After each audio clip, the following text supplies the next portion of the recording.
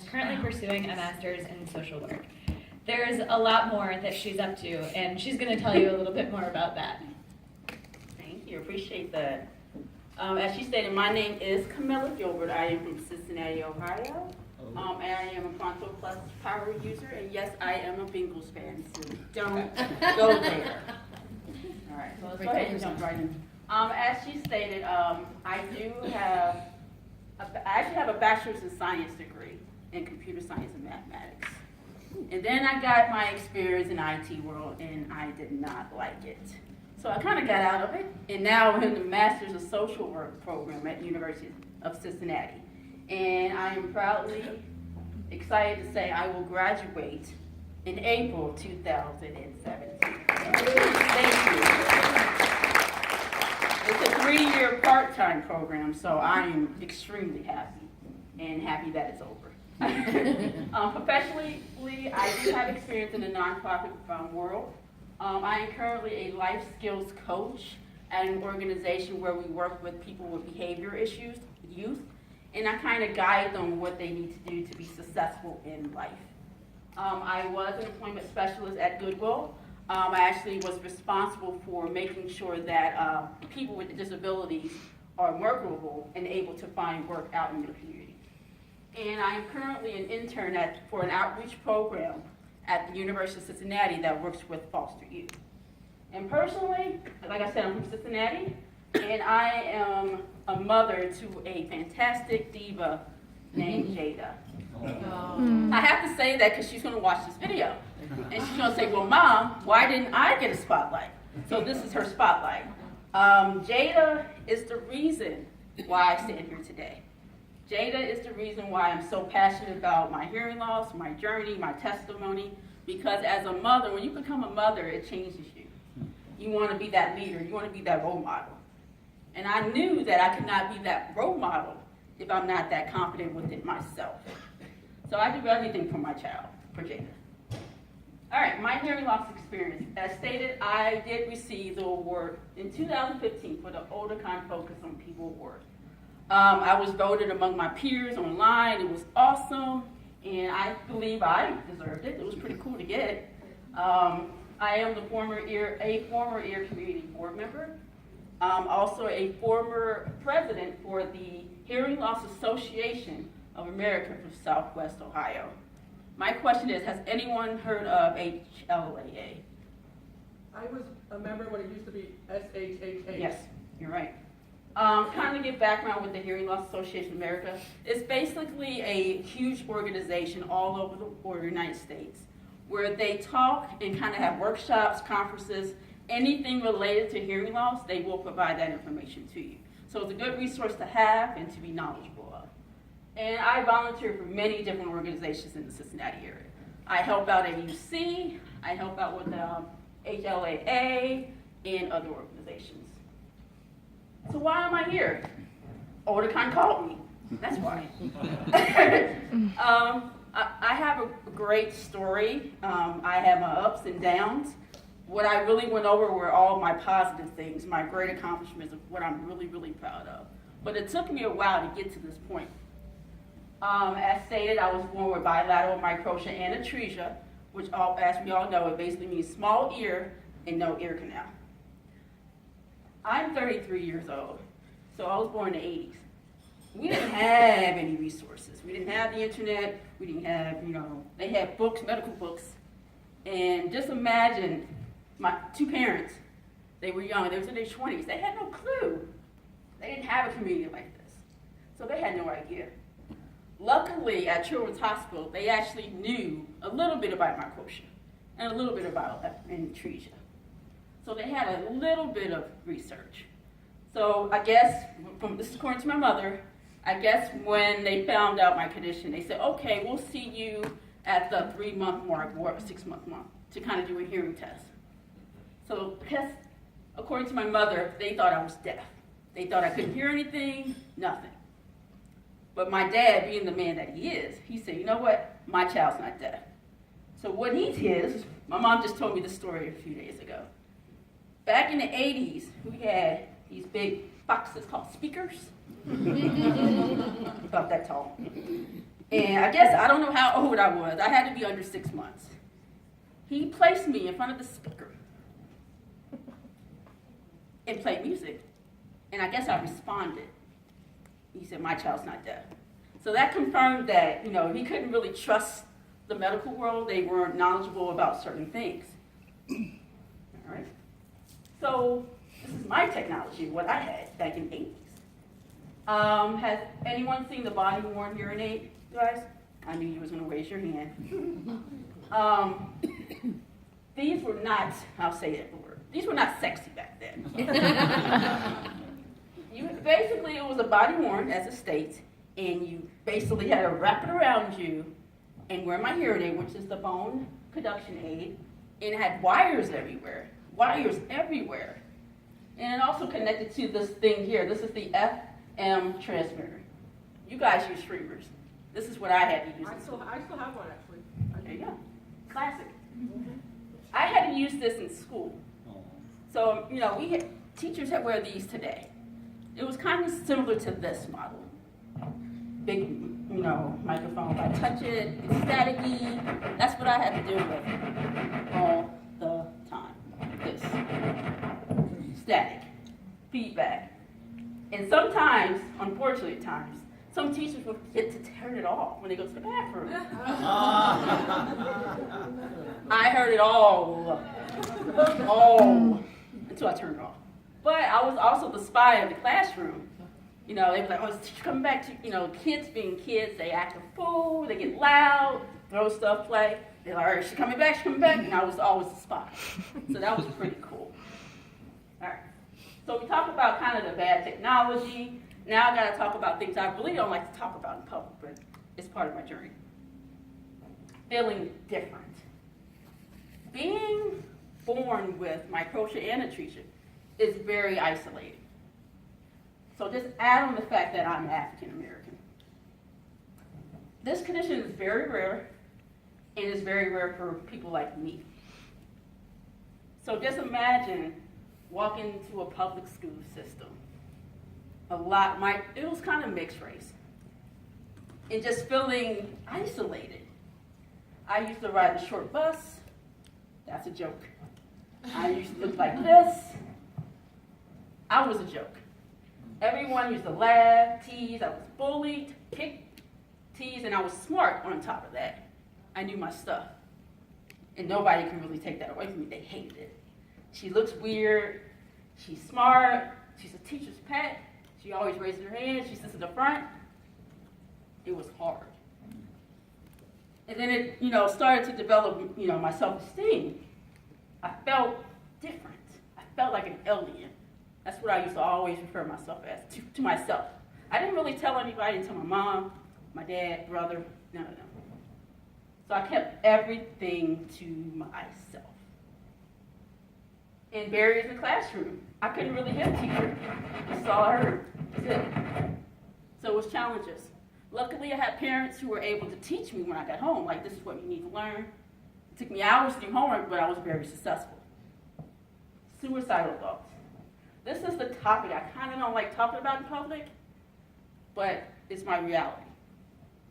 When I was younger, I used to have those thoughts, but you know what? If I just end it all, they'll stop laughing. Maybe they'll stop calling me different. But something within me told me to stop. Stop the thoughts. I prayed a lot. But God kept saying, one day, you're going to empower other people. Just be patient with me. So I waited. I stuck it out. But I can't really say I did everything on my own, because I didn't. I have a huge support system. This is just some of the people, But I owe everything to these people right here. My mom and dad. My mother never treated me different. I was a crazy kid, as she said. I say that about my daughter now. I was a crazy, typical young girl. She never treated me different. She taught me that, yes, life is going to be a little challenging for you, but you will get through it. My father, he was the man about community, giving back, volunteering his time. That's where I learned all my skills to interact with people, to kind of speak for people who don't have a voice. He was the man who taught me that. Now, I'm kind of scared to say anything about ear community because Melissa's going to cry. You know it. But ear community was one of those, stepping points to getting me out there to kind of connect with other people like me. Because it's hard putting yourself out there. I don't want to say the wrong thing to someone, or I don't want to just, overwhelm people. But ear community brought me together to meet other people just like me, which is something I never experienced in my life. 33 years, never experienced. So I'm very grateful for ear community. And Melissa knows that. All right, my journey to Oticon Medical. It was pretty interesting. I didn't want anything to do with a Baja, Ponto, nothing. I was comfortable with my old hearing aid, with the wires and everything, because that's all I knew for 3 decades. So it was a huge challenge for me to even consider getting a new device. Not even about the procedure, not the surgery, a new device. But this lady right here, Laura, who I call my adopted cousin, yes, we look alike, right? She was everywhere. I met her at an ear community picnic in Columbus the first time. And she was real cool. And she was like, just try this new technology. I said, no, I don't want anything to be part of that. No. She said, just try it. So I had on the hard band.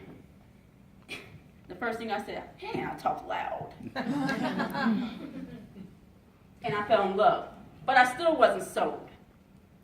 So then, a few months later, my adopted cousin, Laura, was in Portland, at all places. I went to the Hearing Loss Association convention in Portland, and there she was. I'm like, really, are you following me or what? She said, no, try it again. I said, all right. So I kind of got sold then. Something about her and that she actually really cared. And she kind of represented Oticon Medical in a great way. She said, you know what, I'm here for you. Here's my email. If you need to call me, which I did. And that leads me to today. My blessing in disguise. This was another challenge.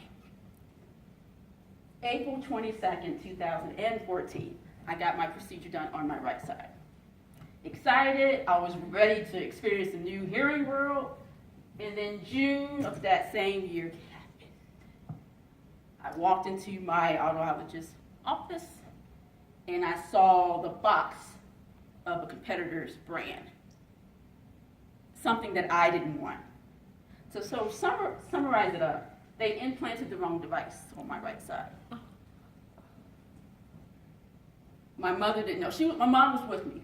But she's knowledgeable, but she didn't really know about different companies. But I did, because I did research. So I just remember sitting there in silence. Disbelief. And my mom thought I was happy. But, I explained to her what happened, and she was upset. I was upset. I think the first person I called was Melissa. I said, Melissa, I don't know what to do. And she was upset. And I don't know what she did or who she contacted. But everybody was on it. I got phone calls. They said, hey, you want to fix this? The hospital that I went with, they wanted to go back into it and kind of mess with it. I said, no, I'm going to take control. So what I did is, I said, okay, you guys messed that up, do the left side. They did the left side, that was great, but I still had issues with this one. They wanted me to use Baja on this side. I didn't want that. I wanted Oticon because I like the sound quality much better. So, my blessing in disguise is now I have bilateral devices on both sides. That wasn't the original plan, but that's what God wanted me to have, too. So, fast forward to March of this year, the extension came out, extender. And they said, hey, Camilla, we kind of want to make things right. So I was blessed to get the extender. So now it fits, and I'm able to hear on both sides better. So, and I was blessed because I didn't have to pay for anything either. I didn't have to pay for the procedure, hearing aids, nothing. All right? So life with the Poncho Plus power. I love it. I love the fact that I'm able to hear clearly. I love hearing music. I just love hearing music now. It's more clear compared to what I used to hear. I used to use the big headphones. It used to sound muffled. Now it's more clear. I'm able to engage with other people and help people. Yeah. So anyone have any questions for me as far as like my life experience? Anything that's been boiling that you want to ask? From somebody with microtia and nutrition?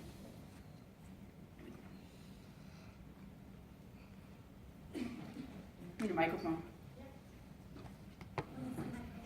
Oh, there's one.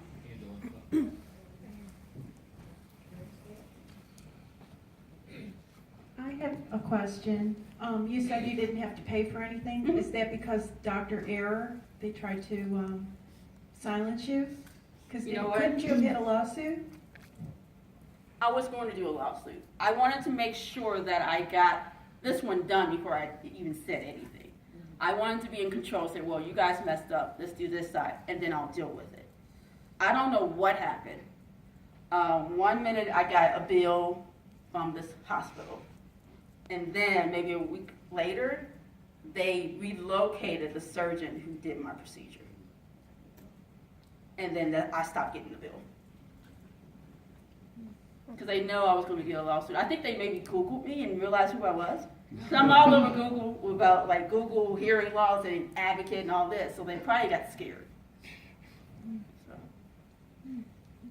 So.